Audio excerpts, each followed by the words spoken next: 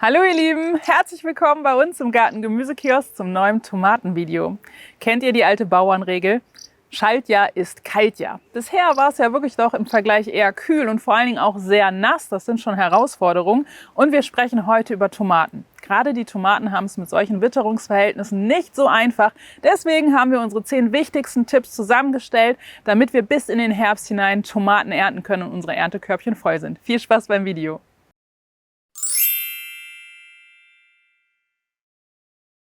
Beginnen wir direkt mit dem ersten Tipp.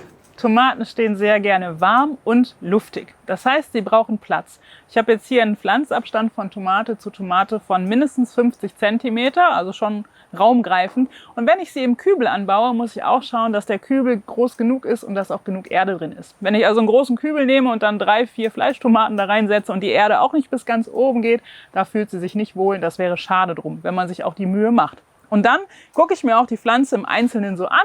Wie sieht sie aus, wenn ich sie als Stabtomate führe und sie hat insgesamt doch wirklich viel zu viel Laub, viel zu viel Triebe, dann schneide ich da auch durchaus zwischendurch was raus. Kann ich einfach auf den Boden legen wie ein Laub, also wie ein Mulch, ne? Dann funktioniert das auch gut. Ich schaue bei jeder Pflanze, hat sie genug Luftzug, fühlt sie sich wohl, dann kann sie auch gut wachsen und uns dann auch schöne Früchte schenken. Der zweite Tipp bezieht sich auf Stabtomaten, aber super wichtig, und zwar ist es das Ausgeizen. Wenn ich Stabtomaten habe, dann ziehe ich sie eintriebig hoch und führe sie an der Schnur. Bedeutet, dass ich die Triebe, die in den Achseln wachsen, hier rausbreche. Am besten mache ich das morgens, dann kann es die Stelle gut verheilen und sie ist auch so knackig, dass ich sie eigentlich rausbrechen könnte. Hier könnte das mit dem Rausbrechen auch gut funktionieren. Wenn sie kleiner sind, auf jeden Fall. Wenn sie größer werden, nehme ich dann einfach die Schere, schneide sie raus, lege ich auch auf den Boden, habe ich wieder weiteren Mulch. Das mache ich regelmäßig, damit sie nicht zu groß werden. Was ich auch machen kann, ist, wenn ich genug Platz um meine Tomatenpflanze habe, also zum Beispiel solitär stehende Pflanzen, kann ich sie auch 2 oder sogar 3-triebig ziehen. Da muss ich das entsprechend mit Schnüren leiten und die Tomatenpflanze auch gut versorgen, aber machbar ist das. Tipp Nummer 3, und der ist gerade dieses Jahr wirklich sehr wichtig. Wir wollen kein Spritzwasser von unten. Schaut mal, unsere Tomaten hier draußen sehen untenrum ziemlich nackt aus. Wir haben die unteren Triebe abgeschnitten, einfach aus dem Grund, damit wir keine Brücke von den Blättern auf den Boden haben. Denn wenn es hier regnet, ihr seht ja, hier ist es nicht gemulcht, gehackt ist es. Wenn es regnet, spritzt das Wasser wieder hoch und dann an die Blätter. Und da haben wir eine Einladungskarte, eine offene Tür sozusagen für Kraut- und Braunfäule, die wir ja nicht haben wollen. Außerdem ist auch wichtig, dass wir eine Sorte wählen, jetzt hier im Freilandanbau, die sehr resistent ist. Hier haben wir unsere Cocktailtomate, die ist sehr resistent. Dennoch gehen wir auf Nummer sicher und nehmen die unteren Blätter weg, damit es die Tomate einfach leichter hat. Kommen wir zu Tipp Nummer 4. Und hier sprechen wir wieder über das Wasser. Tomaten mögen es überhaupt nicht gerne, mit eiskaltem Wasser gegossen zu werden. Also brauchen wir welches, was warm ist, was abgestanden ist. Wenn wir im Gewächshaus gießen, können wir gut eine Gießkanne ins Gewächshaus stellen. Das Wasser erwärmt sich hier. Also auf gar keinen Fall mit eiskaltem Brunnenwasser gießen. Das ist nicht gut. Was wir auch machen, wir gießen morgens und nicht abends. Denn wenn wir abends gießen, dann haben wir die ganze Feuchtigkeit über Nacht drin. Die Tomate mag es nicht so gern feucht. Das tut ihr nicht gut. Also lieber morgens gießen. Und was auch wichtig ist, wir mulchen den Boden hier. Wir haben jetzt hier Grasschnitt, der getrocknet ist, der sich zersetzt. Der hält die Feuchtigkeit auch noch mal im Boden. Und ich glaube, das Wichtigste dabei ist, weniger ist mehr. Wenn wir unsere Tomaten gießen, dann wirklich nur, wenn sie es auch wirklich brauchen. Also bei Tomaten in Kübeln kann man das ganz leicht kontrollieren. Da muss ich wahrscheinlich auch mal öfters gießen, als zum Beispiel jetzt hier bei Tomaten, die im Gewächshaus aber in der Erde stehen. Die wurzeln super tief, die Tomaten, und holen sich das Wasser, was sie brauchen, eigentlich soweit sonst selber. Also weniger ist mehr, Finger in die Erde stecken und dann gucken, muss ich wirklich gießen, und wenn ja, dann auf jeden Fall warm und morgens. Tipp Nummer 5, gerade wichtig, wenn wir in Gewächshäusern anbauen. Und zwar ist es die Bestäubung. Hier habe ich nicht so viel Windzug, hier sind auch nicht viele Insekten unterwegs. Das heißt, ich muss regelmäßig schauen, dass ich meine Pflänzchen so richtig durchschüttel, am besten jeden Tag, wenn ich sie besuchen gehe, denn dadurch rege ich die Bestäubung an. Und wenn meine Blüten bestäubt sind, dann bilden sie natürlich auch Früchte, und das ist ja das Ziel. Ich möchte schöne Früchte ernten, also schüttelt zwischendurch mal eure Pflänzchen ordentlich durch, gerade wenn sie im Gewächshaus stehen. Wenn sie draußen stehen, im Freiland oder im Kübel, dann braucht ihr das nicht machen, das erledigt sich in der Regel von alleine. Aber bei Pflanzen im Gewächshaus oder im Folientunnel ist es wichtig, dass wir sie ab und zu ein bisschen schütteln. Tipp Nummer 6, mag es gerne bunt. Wir sprechen über Mischkulturen. Also, wenn wir unsere Tomaten pflanzen, dann gibt es Partnerpflanzen, die sich gegenseitig gut tun. Wir haben klassischerweise bei unseren Tomaten eigentlich immer Basilikum stehen und da auch nicht mit Geizen, ruhig einige Basilikumpflanzen an die Tomaten stellen. Passt nicht nur in der Küche gut zusammen, sondern eben auch im Beet. Es gibt aber noch andere Alternativen, Kräuter, Thymian zum Beispiel oder auch Knoblauch. Wenn ihr da mehr wissen möchtet, schaut gerne auf unser Mischkulturposter. Alle, die den Aussaatkalender die letzte Zeit sich bei uns im Kiosk geholt haben, da ist das Poster bei. Ansonsten kriegt ihr das auch einzeln für kleines Geld bei uns im Shop. Also Mischkultur im gesamten Gemüsegarten, super wichtig und gerade bei den Tomaten tun wir Gutes daran. Und ja, Basilikum haben wir sogar in 2 Farben hier. Schön, oder?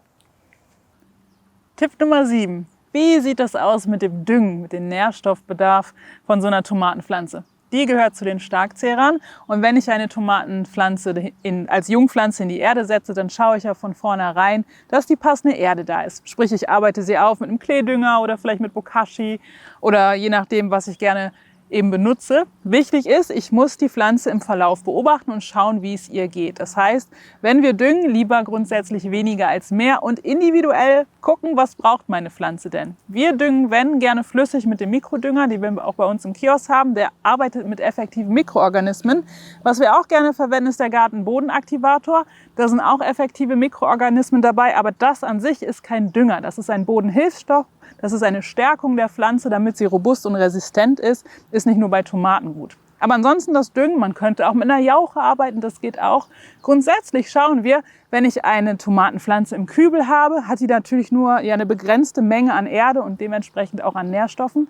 Da muss ich schauen, wie habe ich die Erde vorbereitet, wie verhält sich meine Pflanze, wie wächst sie. Da muss ich sicherlich ein bisschen öfter düngen im Vergleich zu so einer Freilandtomate, die ja tief wurzelt und sich die Nährstoffe, die sie braucht, eben auch in der Erde holen kann.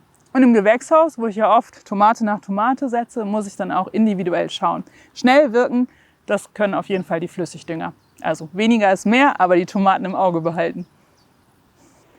Tipp Nummer 8, die Hygiene. Für regelmäßige und volle Erntekörbchen ist auch die Hygiene sehr wichtig.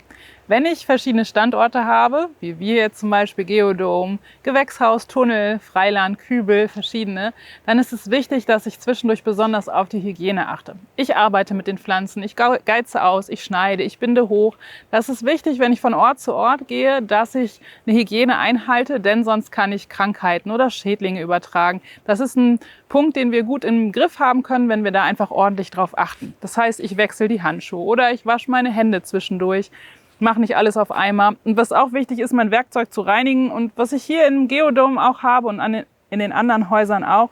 Ich habe hier für den Geodom, für meine Tomaten hier, habe ich eine Schere, die hängt hier und die bleibt auch hier. Das heißt, hier geize ich nur, schneide ich nur mit dieser Schere. An anderen Standorten habe ich eine andere Schere. Oder wenn ich nur eine Schere benutzen möchte, dann muss ich sie zwischendurch eben sauber machen. Und dann habe ich die Hygiene hier auch gut im Griff. Tipp Nummer 9. Wenn die Kraut- und Braunfäule sich blicken lässt, also sprich, wenn ich erste Anzeichen auf meinen Blättern sehe von diesem Pilz, diese dunklen Flecken, dann muss ich handeln. Wir haben jetzt gerade gesucht, wir haben keine Tomatenpflanze gefunden mit diesen Anzeichen, aber den Tipp wollen wir euch trotzdem mit auf den Weg geben. Wenn ich also diese Pilzpunkte, diese dunklen Flecken der Kraut- und Braunfäule auf meiner Pflanze entdecke, dann nehme ich die betroffenen Blätter raus und entsorge sie.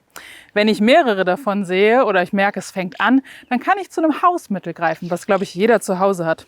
Backpulver haben wir, glaube ich, alle zu Hause. Ich nehme einen Teelöffel Backpulver auf 1 Liter Wasser, löse das auf und packe das in eine Sprühflasche und dann besprühe ich meine Pflanze. Wichtig ist, dass ich schnell reagiere. Also wenn ich die ersten Anzeichen sehe, direkt reagieren, rausnehmen, einsprühen und nicht erst warten und gucken, weil dann kann es wirklich zu spät sein. Also habt eure Pflanzen im Auge und reagiert frühzeitig. Und schon sind wir bei Tipp Nummer 10. Wenn ihr eure Tomaten als Stabtomaten erzieht, dann müsst ihr sie an irgendwas leiten. Tomatenstäbe zum Beispiel oder eben Schnüre. Wir benutzen super gern die Schnüre, das hat sich bei uns durchgesetzt. Das ist einfach total praktisch. Wichtig ist, wenn die Saison vorbei ist, für die nächste Saison nehmen wir neue Schnüre. Auf unsere Tomatenhaken kann man auch einfach eine Schnur aufwickeln. Und die drauf ist eine Baumwollschnur, die kann ich auch mit in den Kompost geben, die verrottet.